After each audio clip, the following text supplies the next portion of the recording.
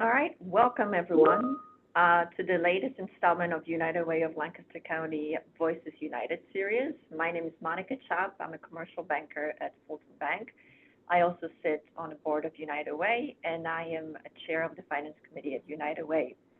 As some of you may know, April is a financial literacy month, and today is the tax day. So what a better time to have this conversation titled Money Matters, Building Financial Literacy. So today we'll be discussing what financial literacy is and how Lancaster County's organization are helping to make our community more financially literate, and how we can make small changes to make a bigger impact on our own financial wellness. So I think it's going to be beneficial to the panelists as well as the audience. I would love to start this conversation by having everyone introduce themselves. And we will end with Todd, who will go right into his 15-minute presentation, setting the tone for today's discussion panel. So how about we start with Kim?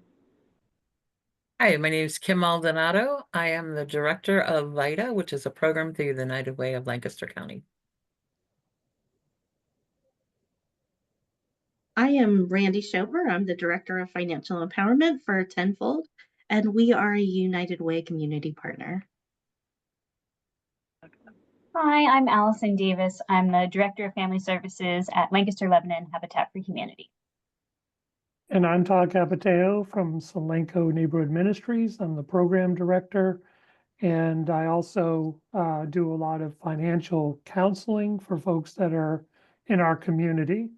So I've been asked to kind of kick things off, so I'm going to share my screen here. And we want to go here.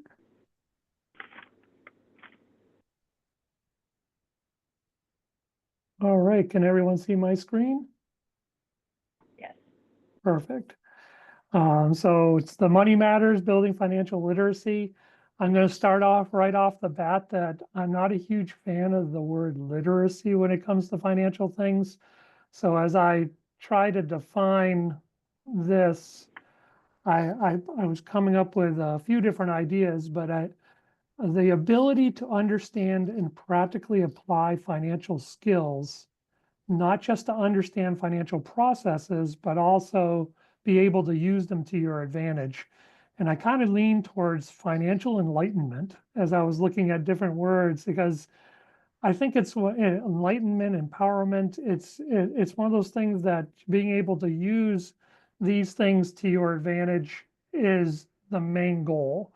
I hear a lot of folks that, hey, I went to this financial institution, or I went to this retail, or I went to whatever at that point, and they feel like they're being taken advantage of in the process and not the other way around. And I always like to start off with a story, and it was kind of funny. Last week, I actually was walking into work, and it was raining, and I was wearing a raincoat for the first time, and it wasn't a new raincoat. It was new to me. I had bought it months before during the winter at one of the thrift stores. And the reason why I tell this type of story is a lot of people might, if they're buying a large purchase, they might put a lot of forethought into the process. But I think that, and I'll say this in the process today, even in the smaller purchases, I kind of try to put forethought into that process, and I keep things on my phone under notes of things that I'm looking for. So I was in a thrift store, I think it was December, and they had this raincoat that was on my list, and it was $12.99. And what I found out was that day that I was in there, it was 50% off. So now it made it $6.50. When I went and looked online, the same raincoat or similar raincoat used was starting at about $30, and brand new went anywhere from $50 to $180.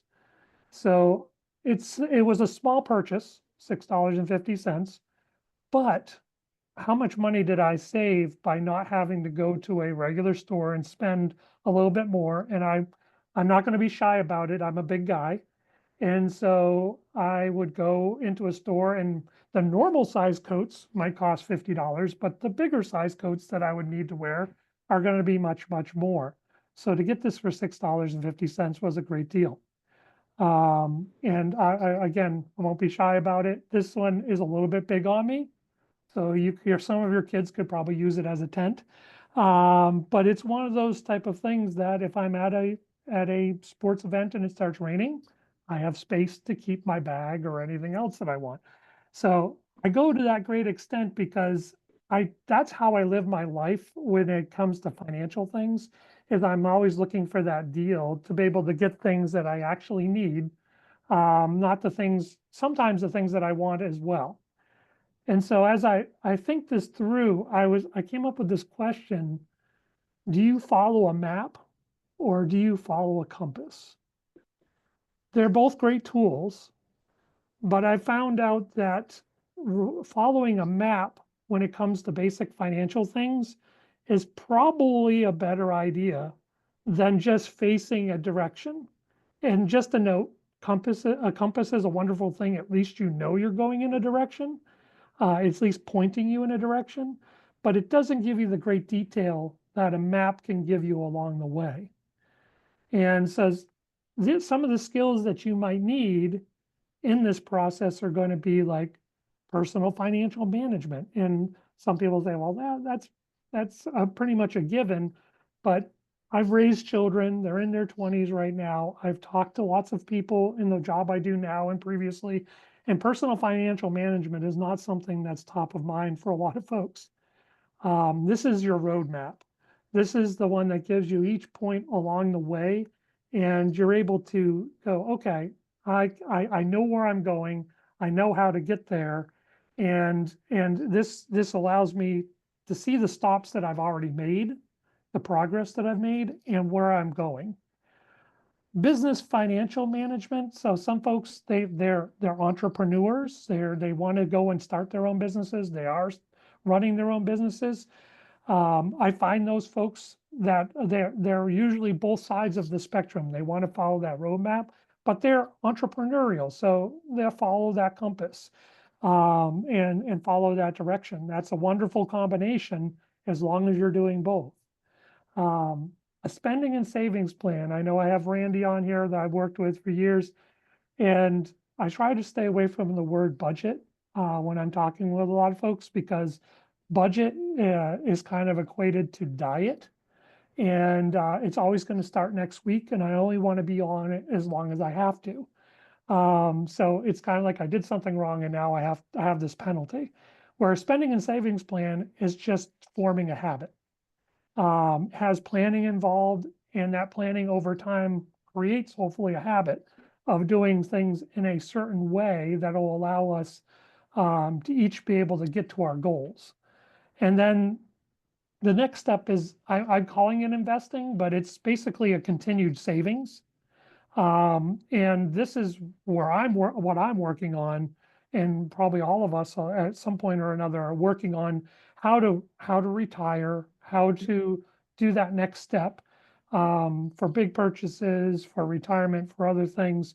But this is an ongoing thing that that we don't know what the next steps may look like, but reaching out to different people would be helpful through this process. So I've kind of put some of the skills that you may also include. If you have these skills, this allows us to save money and not overspend on planning out our purchases, like I had said, big and small. Obviously, people probably, hopefully, they're looking at a large purchase like a car or house. They're planning those. But again, something as simple as the raincoat or a pair of shoes or something else, those type of things, you can plan for those as well and shop around. If you have these skills, it also allows us to pay less in interest and fees. Even if you have good credit, maybe you don't have excellent credit, but you have good credit, when you get a loan, you're still paying more than someone who has excellent credit. And even when someone has excellent credit, they're still paying something. They're paying interest on those loans in most cases. Very few and far between of the 0% like purchase of a car or different things like that. But those do come down the line if you have the higher credit. So this is a way to save money as well. Also allows us to prevent and see fraud. If we have plans in place and something pops up and says, oh, hey, yeah, this, yeah, I just got a scam thing today that said, hey, your $900 bill for your went through PayPal for your new iPhone. Well, I didn't purchase an iPhone. I don't have an active PayPal account. So I know that it's a bunch of baloney, and I don't put much effort into that. But sometimes I get things that are a little more sophisticated, and I have to go, oh, wait a minute, is this fraud? Is this real? And I have to do that. And if you're planning all of your financial things, it's usually easier to see when these things arise. Also, I love the alligator there. I had to put that down. Hinder us from falling prey to predatory financial situations. And I always like to reiterate, just because something is predatory does not make it illegal. So there are places out there that might offer a service or a product that is not good for that individual, but it's not illegal in any way. It might be immoral in some ways, but it's not illegal. So to stay away from those type of things. And then, of course, reducing existing debt is a skill. What I'd like to do is not get into the debt to begin with. And these skills going forward, I put a little credit card there, but having less debt overall, a lot of times starts with not getting into the debt in the first place. And having the right plan in place will allow us to be able to do that. Planning for the future. That way you're giving every dollar that you have coming in a job. Sometimes they're paying the bills and all the money's gone. But when you get beyond that point, what does that money do for you? It allows us to make informed decisions about financial things. So which direction I should go. If we have a plan in place, we can make those decisions with the best information in front of us. I run into a lot of people that make decisions, and when they explain to me why they made that decision, it makes sense why they made that decision. But it wasn't until after the fact that they found out the information they had wasn't good. Most people I've run into don't go, this sounds like a really bad idea, let's go for it. They're usually like, oh, well, my friend told me, or my sister, or this coworker or something, and maybe they weren't the best avenue to go to get that financial information. Having these skills also allows for better credit. It gives us more options. Not that getting a loan to pay off a loan, to pay off a credit card is a good thing, but at least it gives us options to be able to say, okay, when I walked into that store, I can purchase something over time if that's the best option for me. And maybe it's for zero interest or very low interest. Be able to get you things that you might need, and sometimes those wants as well. And of course, I know most of us probably remember a few years ago, something called COVID happened. Having these skills in place will help us be more resilient to crisis.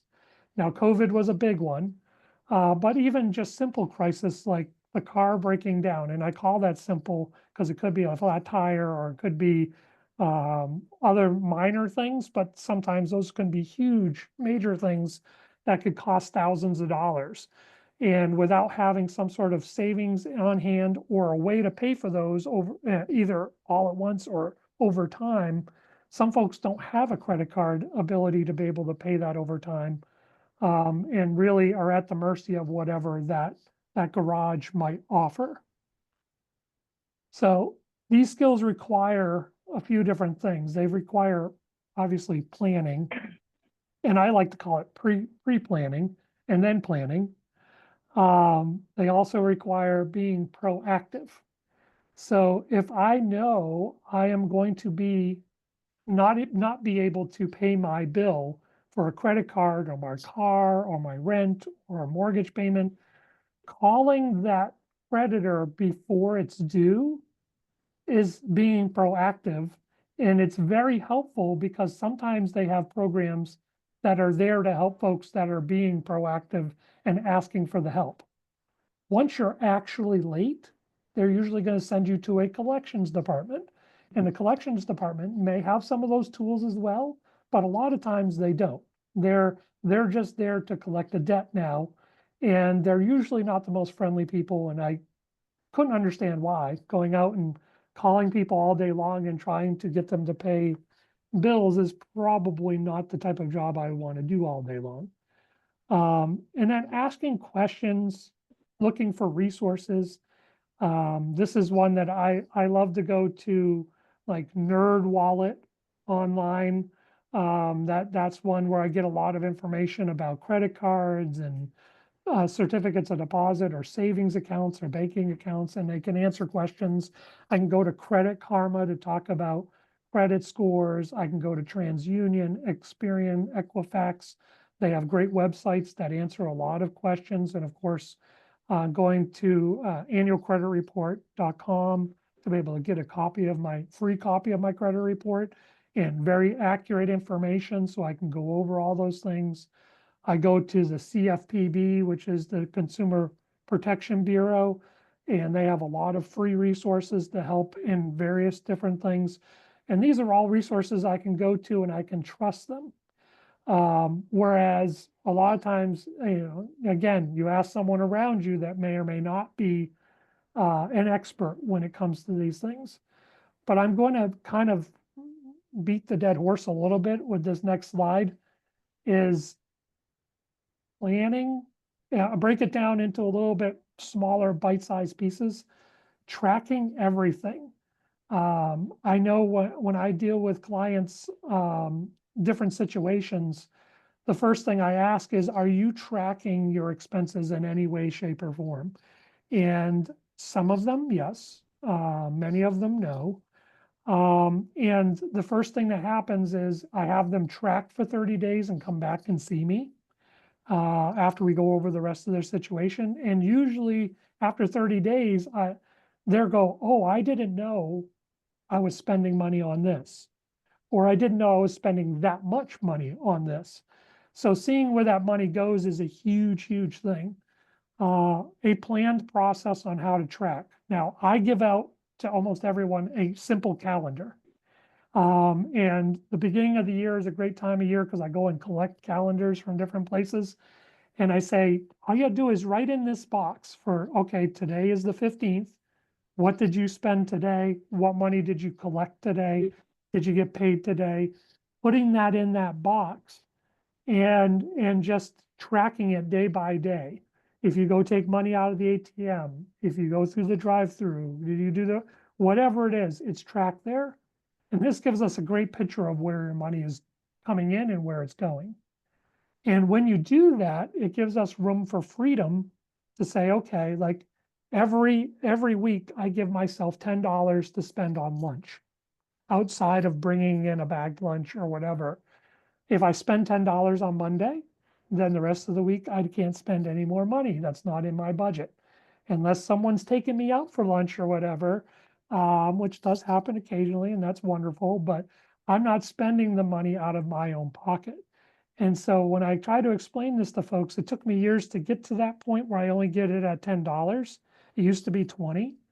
But the crazy part that people don't understand sometimes is if I don't spend the $10 this week, what happens to that $10? Well, a lot of folks will say, well, that means you have $20 next week. And I say, no, I don't have $20 next week. I only have 10 because the other $10 that I didn't spend goes into savings because I was supposed to spend it during this time period. If I don't spend it, it automatically goes to savings. So that leads me down that road. Some people say, well, I'm kind of a spender, which I'll raise my hand. I'm a spender at heart. Then why don't you just spend that $10 on Friday, Todd? Well, I don't need to do it. I don't want to actually overspend that money. But at least I had the flexibility that I knew I had the freedom to spend it if I wanted to. And sometimes if you have a budget and it's too stringent, you won't stick to it because you don't have that freedom. Being proactive. Again, I want to expand on that a little bit. Calling your creditors at least and service providers at least once a year. I do it twice a year to make sure that you have the best deal. It leads right into the second part. Cancel non-essential services. If you have a service that is like your Netflix or something like that. Be willing to cancel them for a short period of time and then come back to it. And then the last one here is call when you're going to be late. And I know I talked about it, but that's a huge one, to be proactive. And just this last part before we get into the panel, use these things, and this is some of the things I talked about: Investotopia, NerdWallet, CFPB, credit union and bank websites, those type of things. But how to get a credit card without a credit score or poor credit score. Have 2 credit cards. And I'm like, what? Why would you have 2 credits? Shop around for large and small purchases. Use apps at stores and restaurants. Plan your expenses, plan your shopping, compare and save. Plan for your vacation. You can actually do that and still be on a budget. And of course, plan for savings. So I'm going to leave it open now. I know, Monika, you're going to be asking us some questions. So I'm going to unshare my screen and we'll go from there. Thank you. I thought this was really helpful, and I really like your perspective, actually changing perspective of financial wellness, but maybe using a different vocabulary. Instead of budget, the planning, and I think it's less punitive, and it really, in my mind, it is all about habits, all about developing healthy habits. And maybe the saving part is so important. Even if you put a few dollars every paycheck, over time, it really, you'll be surprised how much money you can be saved that way. And one thing that I want to add to your last slide, review your financial statements, your bank statements, because a lot of things can be, like you could be surprised what those statements reveal the truth about the lifestyle or what can be potentially cut. This was super helpful. Thank you. So I want to start with a question to the panel in general. What do you see as the most significant financial literacy gap in our community today? Who would like to start?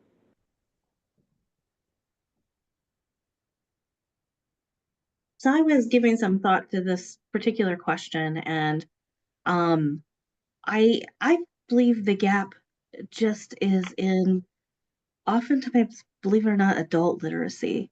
I think that it's great to teach young minds as they're coming up. There's so much they can absorb and learn, and different ways to strategically plan things. But I think we get to that, to different stages in life where different things become more important. Maybe when you're younger, it's more about just even understanding, how money works and the different tools and things that are out there.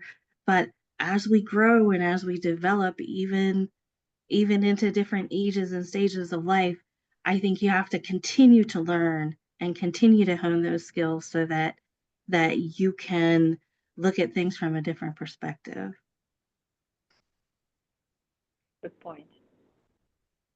Anybody else would like to add anything? Yeah, go ahead, Kim. Yeah, I was gonna say, and I can add to like what you were just saying there, Randi, is, as folks get older and they get, hopefully, will get better at being able to, manage their money and plan and do different things, but they're already at a point where they've kind of burned some bridges with financial institutions, and there are some, not a lot, who are willing to work with someone who's in that situation to figure out a way. Okay, we'll give you a break, we'll give you a second chance to see, because a lot of folks, they need that checking account, and if they're going to save, they need that savings account, but instead they're having to go to these check cashing services that are charging them a ridiculous amount for that. So I think one thing that will be helpful, and that at LIDA here, we're kind of working with an institution to see if that's something that we can provide for the clients here that, don't have a checking account, don't have a savings account. So. Yeah, that's kind of what I was going to chime in. Also, is just getting folks banked in general. I think that's a big first step is, we're seeing a lot of folks that culturally and, to be very frank, they may, you know, a lot of cultures have a lot of reason to be weary of financial institutions, you know, historically not being very kind. So feeling safer having, you know, cash under a mattress situation. But getting to the point of like, all right, well, we need to see something on paper. We need to see something on paper. And I think that's where a lot of times people run into like, they have the means, they have the capacity, they even have the literacy, but they don't have it on paper per se.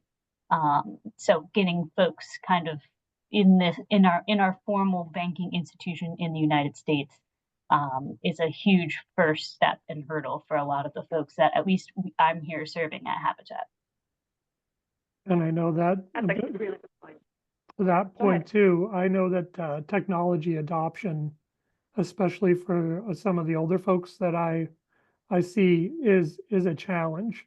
They've had their banking for years, and then that's changed over the last 10 to 15 years quite a bit. And some of them are still struggling with that. So that gap of, well, I don't know how to pull this up, or I don't know how to do this because I don't have the technology, or they do have the technology and they just don't know how to use it. Or like my bank has changed names 7 times. I don't even know what my bank is anymore. And it's only open for like an hour in the morning. You know, like things on one hand have gotten a lot more accessible, but then there's certainly a group of people that accessibility has decreased. That's actually a really good point, and I know it makes it harder and harder as banks are merging together, calling an 800 number and waiting a long time to get through to someone. And I know that can be frustrating, and we have older customers and try to, having the physical person talk to you makes it significantly easier. Absolutely right. One of my favorite questions, because it ties to a personal experiences, is what's one piece of financial advice you wish someone had given you earlier in life? And I would like to start because I started my career a little later in life, and I wish I started it sooner. There were 2 things. One is take advantage of the retirement plan early, and especially when there is a employer match. Just put whatever you can and let it grow. And the second one is don't panic when the market's down. Don't withdraw your money. So those are the 2 pieces of advice that I preach to, and whenever I talk to my daughters, that's what I share with them. And but this is sort of a different spin on this question, because this is about what you wish you knew earlier in your life. I'll jump in. When I was thinking this through, I think start and continue to save. I wish I would have done that. I have 2 sons in their 20s, and they're both doing what I wish I would have known. And I just think it bodes much better for them financially than what I struggled through for many years. But compound interest is a wonderful thing.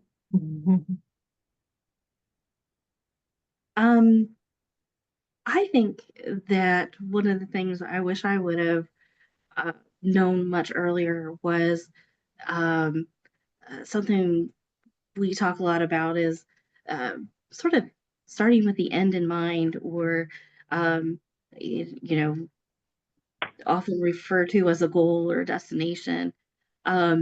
If money's a tool, and if you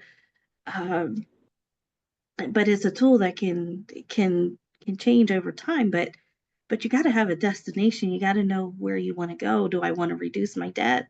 Do I want to have X amount of dollars in savings? Because once you can sort of define where it is you want to go, then you can use all these resources and all these tools and a lot of the things that you might learn in a financial enlightenment class to get you there.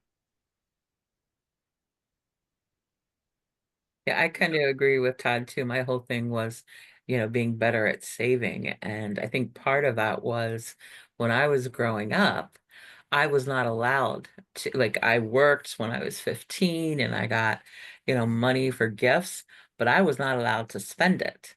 It's like it had to go into the savings account I had. And it's like there was no, teaching, well, why you want to do this. I mean, I wanted to go to college. And so, I was saving for that. But it's like as soon as I was on my own, it was like, oh, heck, I got the money now and I'm just going to town. So, I totally agree with savings, but helping kids to understand why, you need to have that extra $500 in case something goes wrong, or that extra 1,000, whatever it might be. But, too, why am I saving this money? I had a goal in high school, college, but not everybody, truly understands, well, why should I save money? I just want to spend it. I want this. Yeah, and I mean, I think, it all depends. These different, it's easy to live your life in the chapter you're in, and not necessarily the chapter that you're gonna be in. When I was I kept coming right out of college, I went into the corporate world and, um, you know, enjoyed my corporate salary and had a beat up old car. So I was like, you know what, this is fine. And I didn't have a car payment. And then I was like, you know what, I have the money. It was within my budget at the time. I researched, I did all the things that you're supposed to do when you buy a new car. But then I left my corporate job and took like a 90% pay cut to do an AmeriCorps year. And it's like, oh, I shouldn't have that work. I shouldn't have that car payment, I had, when I bought that, I knew I wanted to go into nonprofit and that I wouldn't always have that corporate salary, but it was the right decision at the time. But then it's like, well, took on a car payment when I didn't have one, really kind of impacted my next chapter. So you can make a right decision at the time and it's still long term be like, well, maybe that wasn't the best. But then just trying to make the next right decision. I think that's another big thing, is not getting bogged down and like, all right, well, I already did this, so let's figure out how to move forward. So what I'm hearing is really, and I think it's important to point out, there's always room for improvement for everyone, even those that are really in what others would consider a good financial position. I think there's always ways we can do things better. I have a question to Randi. How can financial literacy impact other aspects of person's life, such as mental and environmental well-being? So there is such a thing as financial health and financial well-being, and depending on where you are in the spectrum, that can either bring a sense of freedom, or you really feel trapped by the circumstance that you're in. So when facing the burdens, whether it's the inability to pay for a crucial need, or if you're just going through a rough spell, something like that, it's a really heavy burden to carry. What we kind of notice is some will face it head on, some will avoid it. Others become so deeply overwhelmed that maybe they get frozen. It's sort of the same things that you can talk about with other aspects of health, is the fight, flight, or response kind of mechanisms. Here at Tenfold, it's kind of our goal to help people understand that they're not alone. First of all, I guarantee you somebody else has gone through something similar than what you have. We want to provide some insight that can help them move towards a stabilizing position. So, let's think about this realistically. What are these numbers? What do they look like? Can we get them down on paper? And then we want to instill some kind of hope that whatever the financial challenges that you're facing, that you can overcome it. And so, what are some simple, small 2 to 3 steps that you can take that can move you in the right direction? Thank you. And what I always think is really challenging in the situations when someone is struggling financially, but at the same time has some medical issues, and that requires a financial support. And I'm glad that there are organizations like yours that help people, show them they're not alone in this situation. Thank you. Question to Todd. Can you share an example of how financial education has made a real difference in someone's life? So this is sort of tying to what Randi was talking about. Well, the first thing that pops into my head is I have two ladies last year that came in. They're single, struggling to make rent and other payments, had no savings to really talk about.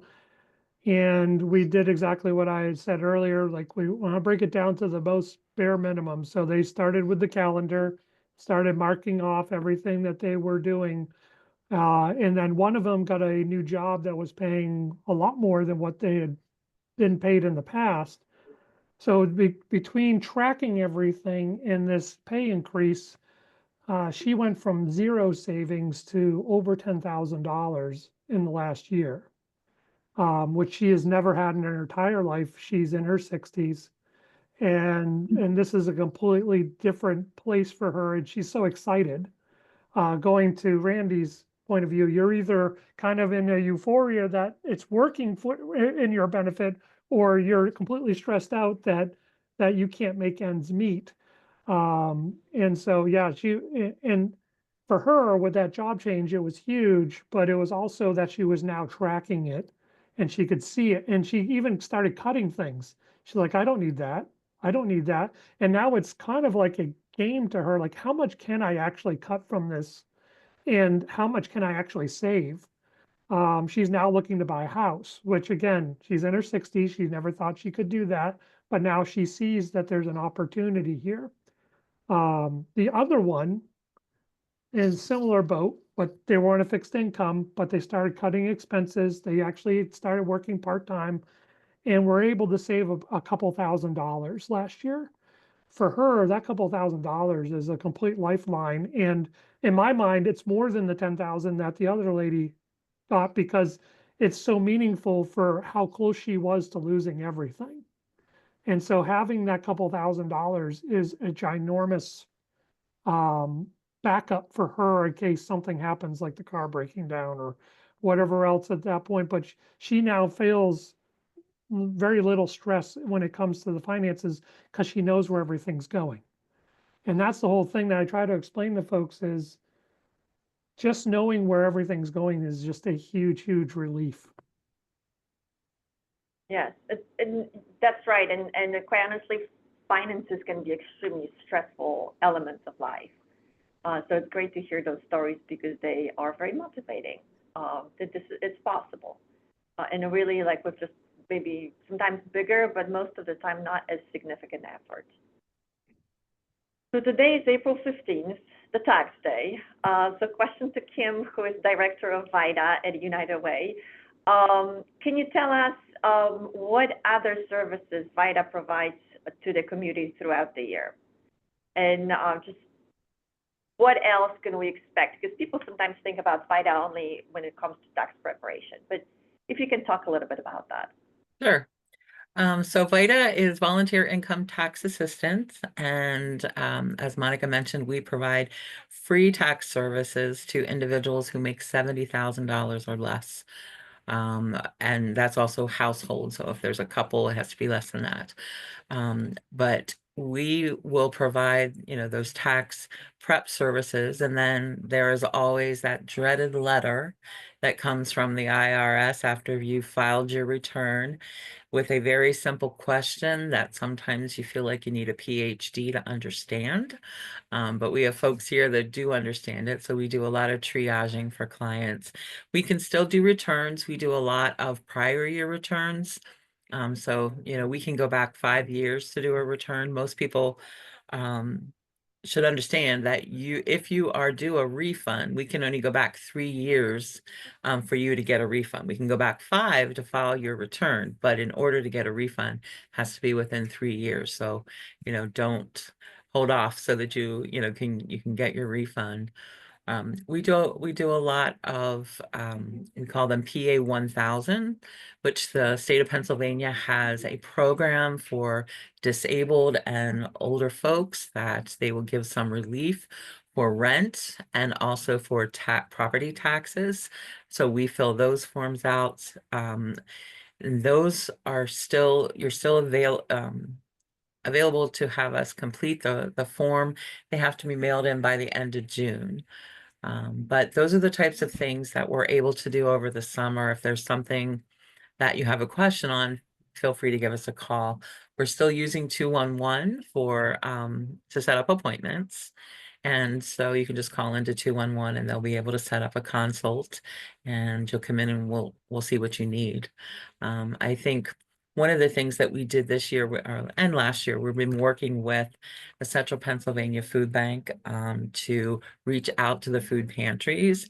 And as we're going out to the pantries, and also I am here at our King Street location, we've been finding that there are a lot of folks coming in that I had a gentleman in tears, they got almost in tears the other day because they didn't understand the forms that they were filling out when they were being hired for a job. They didn't understand the W-4, what they needed to do. A lot of it is language barrier, but also, other folks, they didn't understand what they needed to do. They're being told by the HR department, oh, you don't make that much money, so you don't need to have any taxes taken out. We're not going to do anything like that. And it's affecting them then when they come in to have their taxes prepared quite significantly. A lot of our folks, they meet that criteria of under 70,000. They also are eligible sometimes for other credits, but when they come in and they've had no federal taxes taken off of their salary, then they end up owing money. And I had this one gentleman that I said was almost in tears. He was Latin, and he came in and he was all excited because he was working a couple other jobs and he had his regular job. He was doing everything that he could to support his family.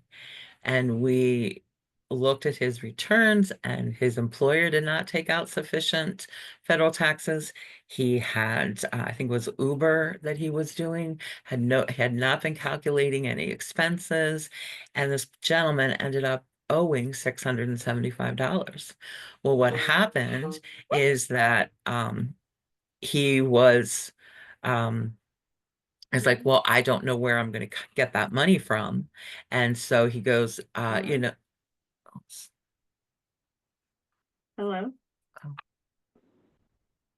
oops, I'm sorry, I hit a button. And he didn't know where that money was going to come from. And so he's like, oh, I'll come back later and finish this. Well, probably 9 times out of 10, he didn't come back out. So he didn't file his income taxes, which will then further down the road will affect potentially his status to be here in the United States. Potentially if he wants to buy a house or a car, there are all these things that it's going to affect. And so one of our goals for this year is to do more education on helping folks to understand, what does my pay stub mean? What's this federal and state and SUI and all this stuff? What does that mean? And why are they taking so much out? I want to start my own business. Well, yeah, you start your own business if you do, Lyft or Uber, whatever, and you get this money from them, but there's all these other things. You have to put aside money for taxes. You have to make sure you're tracking all this stuff. And folks don't understand this. And so this is one of the areas that we want to work on. I saw it so much this year. And I think there also needs to be a way where we need to do something to help individuals with that language barrier. I had a gentleman come in. He was retiring from his company. They gave him this nice, huge lump sum of money from his 401k. I don't believe he got adequate education on what to do with this money. And so it affected him as well, where had they told him, keep it, take money out, how to use it every year, didn't happen.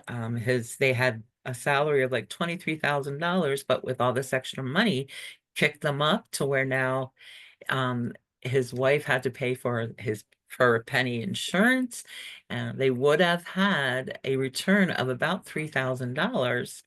Instead, they ended up owing $231. And he was so defeated. I could just see it when we told him. And it just was like, here I thought I was going to be able to retire, have this money. So there's a lot of education on, I think that in the employment part that also is going to help people with, the financial literacy, understanding where my money's coming from and where it's going and why these things are happening. So that's one of the things we want to work on this year. Thanks, Kim. And taxes are so complex and Yes. scary.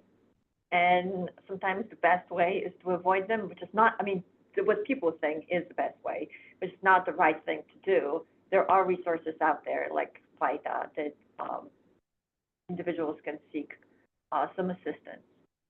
We have a question from the audience. What saving method do you think worked for you and why?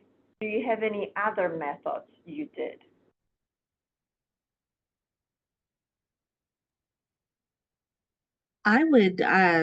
We typically promote pay yourself first. That's kind of been our motto. You get the paycheck, have it direct deposited directly into a savings account, or you got that little windfall, take a percentage, tuck it away. So it's not always so much about exactly which tool or which method that you're using, but that you just make it a habit whenever money becomes available to you. I think that's the key part is starting. I was in banking for quite a few years, and I never ran into someone who thought savings was a bad idea. But most people just don't start. And and I think this person might be looking for, well, what type of product should I be saving in? It's really going to depend on your situation. So sitting down with someone at a bank or a credit union, or sitting down with someone at like Tenfold or whatever, or someone that's in your family that is at least somewhat savvy, to say, okay, this is your situation, and here's the actual options that are out there. Because you don't want cookie cutter, you want something that's specifically to your situation. I know one of the things that I used to do personally, like I would have, like Randi said, you have it taken directly from your paycheck so you can't see it. And I always put it in a separate bank so that it was not easy for me to access it, because, I pay all my bills out of one account, and then I have, a separate account that I don't have an ATM card. So if I need money out of it, I've got to do something that's a little bit more involved. So that's just one thing. And I always taught my kids that too, always have two separate account, one to save, and yeah, that's just something. Yeah, for sure. Get it out of my sight.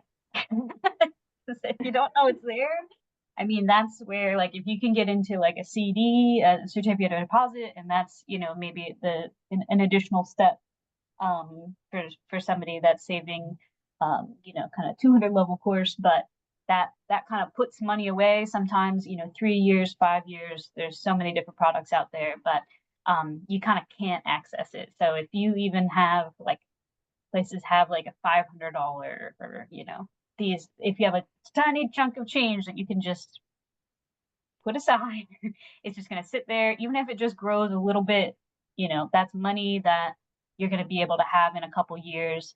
Maybe it's grown a little bit, but it's there, but you can't access it. If anyone has, self-control issues, like myself, that needs to kind of have that, you have it, but you can't necessarily access it. It's also just that mental well-being of like, well, I know in a couple of years I've got $500, and maybe it's going to be $550 by the time I can get to it. But it's there. That's a good point. And with the raising interest rates, we usually focus on how much the loans cost more these days. But on the flip side, we actually have the ability to make some money on our savings accounts and CDs, and that we were not able to do for 10 plus years. So I think that's a good time to save if somebody has the diligence to put money aside. I like the idea, Kim. I do the same thing. I have it split so I don't see it. I don't even look. So sometimes it's just good because then I'm ready for Christmas, for example. Well, one of the biggest ones that someone told me years ago, and I've told probably hundreds of people, is what do you do with the money when you pay off your car? And so this person said, I continue to pay myself. I open a separate savings account. And if my car payment was $300, I'm putting $300 a month in that separate account because cars don't usually get better with age. And so they had that, they just kept paying themselves. They had it automatically move over. And so when the car broke down, or if they looked to buy a new car, they either had a down payment or they had that, but none of their budget had to change because they just needed to move the money. Instead of going to the bank, it was now going to them. Yes, good point. Question to Allyson. What are the most important things first-time home buyers should consider? I know it's a loaded question. It's a big Very question. much so. It's a big question. I think right now, I think patience is the biggest thing. It's such a kind of wild west out there right now, in terms of home ownership. I think it's also being really realistic about, your financial capacity, and knowing that, like,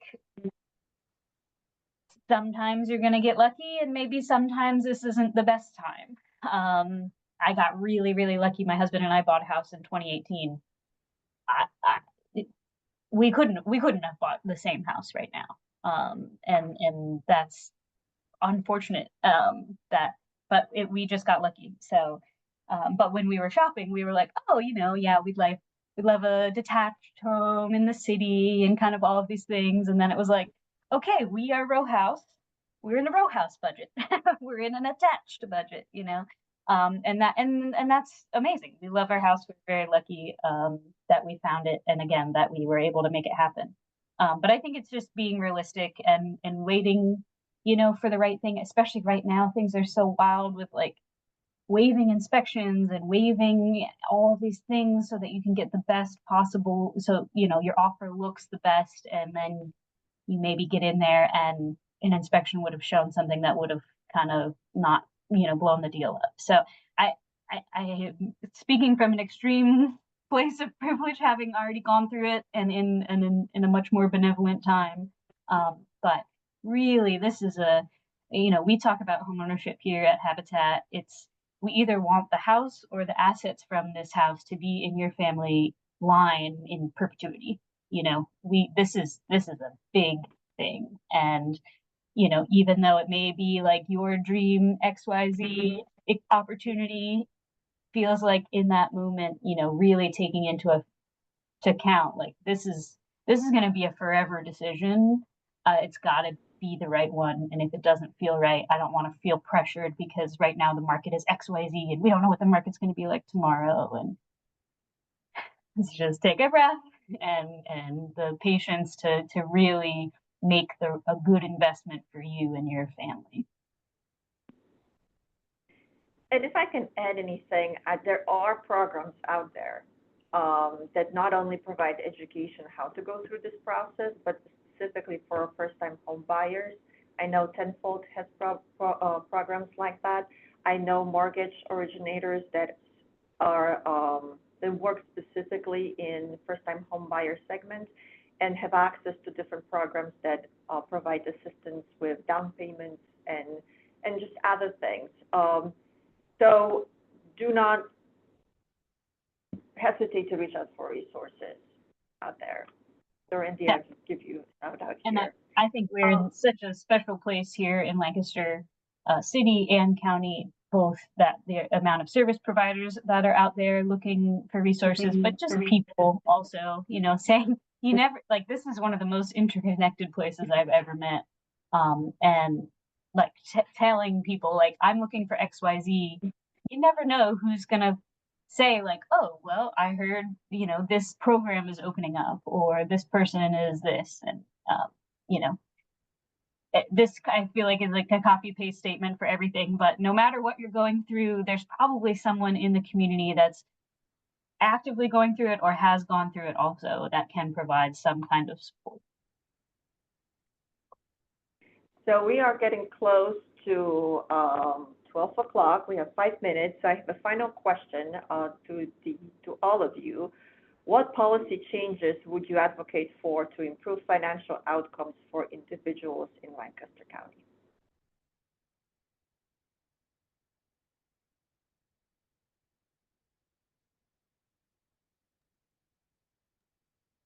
Well, I had mentioned earlier to figure out a way to help those individuals who need a second chance with a financial institution, or being able, I mean, it's great that you want to save money, but if you have nowhere to put it, you know, you really don't want to just put it under the bed, you know, under the mattress type thing. So I think there definitely needs to be a way for us to figure out a way to help these folks to be able to have that option.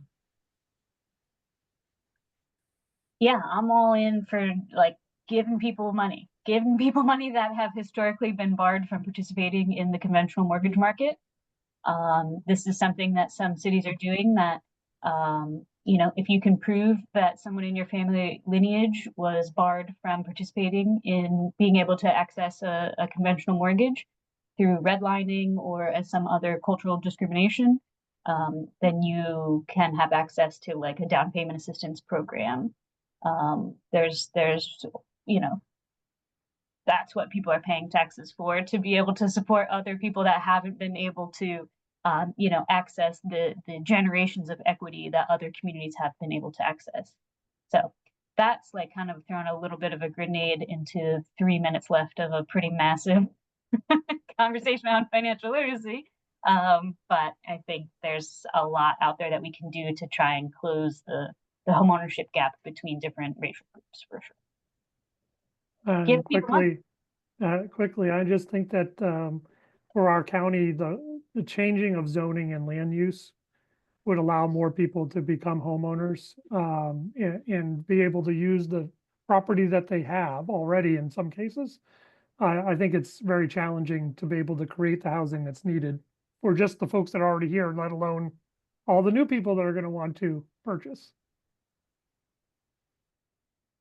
And I know that, you know, recent state representatives have passed some initiatives for more high school level financial literacy classes and those types of things, which is, you know, absolutely, I would obviously advocate for it. I think it's great, but don't forget, you know, that there are, even beyond that, take advantage of the resources that Lancaster County has, so that you can continue to learn, grow, and don't be afraid. Don't be afraid to talk about this. Don't be afraid to give testimonies. We've all been through personal triumphs and personal failures, and your testimony and the ability to talk and communicate with others about those struggles is really what can move the needle.